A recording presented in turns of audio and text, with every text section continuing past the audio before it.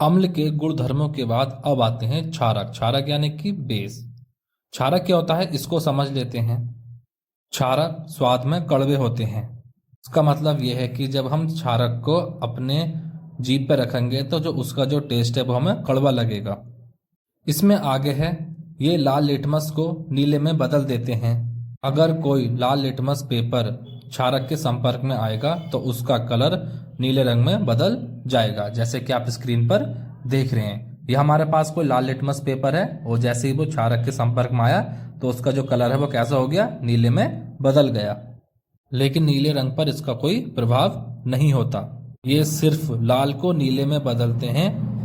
अगर कोई नीला litmus paper क्षारक के संपर्क में आता है तो उसका जो रंग है वो नीला ही रहेगा। इसमें अगला है, ये जलीय विलयन में OH आयन देते हैं। क्षारक के कुछ उदाहरण ले लेते हैं, जैसे NaOH यानी कि सोडियम हाइड्रोक्साइड, KOH यानी कि पोटेशियम हाइड्रोक्साइड, NH4OH यानी कि अमोनियम हाइड्रोक्साइड। ये कुछ ऐसे उदाहरण हो गए जैसे लेबोरेटरी यानी कि प्रयोगशाला में देखिए। दैनिक जीवन वाला उदाहरण देख लेते हैं। जैसे हम दैनिक जीवन में यूज करते हैं क्षारक का, तो वो है साबुन। साबुन में NaOH यानी कि सोडियम हाइड्रोक्साइड पाया जाता है। और यहाँ पर आप देख सकते हैं कोई लाल लिटमस पेपर है, वो साबुन के संपर्क में आता है तो उसका जो रंग है वो लाल से नीले में परिवर्तित हो जाता है। अब क्षारक में शब्द आता है क्षार। ये क्षार क्या होता है इसको भी समझ लेते हैं, क्योंकि क्षारक और क्षार में अंतर होता है।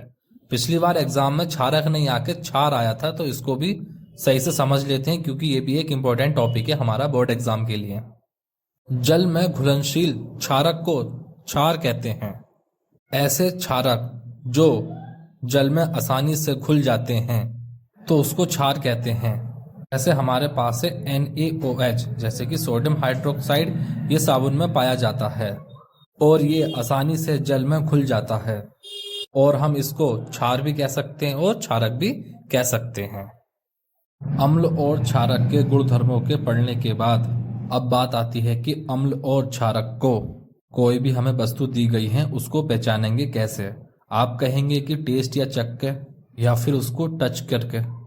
और किसी भी रासायनिक अभिक्रिया को करते समय ना तो उसे टच किया जाता है ना ही उसे चखा जाता है, क्योंकि कुछ अभिक्रिया ऐसी भी होती हैं जो हमें नुकसान पहुंचा सकती हैं।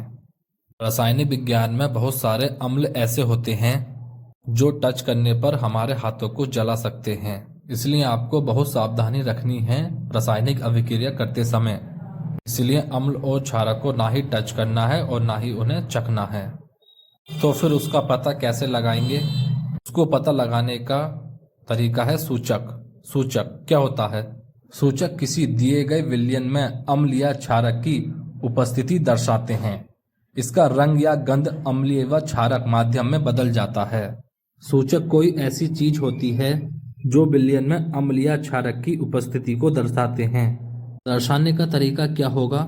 जब वो अम्ल के संपर्क में आएंगे तो उनका रंग या गंध तेज हो जाएगा या उनका जो रंग है वो अलग हो जाएगा, और क्षारक के माध्यम में आएंगे तो उनका रंग और कुछ अलग हो जाएगा, तो अम्ल में नहीं होगा। इसका मतलब यह है कि वो अम्ल के लिए अलग रंग दर्शाएंगे और क्षारक के लिए अलग रंग दर्शाएंगे। इसी प्रकार से गंध यानी कि खुशबू, इसलिए अम्ल के संपर्क में आके खुशबू ज्यादा भी हो सकती है या कम हो सकती है, या फिर क्षारक के माध्यम में ठीक अम्ल का उल्टा हो सकता है। फिर जो सूचक होते हैं वो 3 प्रकार के होते हैं। इसमें सबसे पहले है प्राकृतिक सूचक, दूसरा है कृत्रिम सूचक जिसको हम संश्लेषित सूचक भी कहते हैं, और तीसरा है हमारे पास गंधीय सूचक।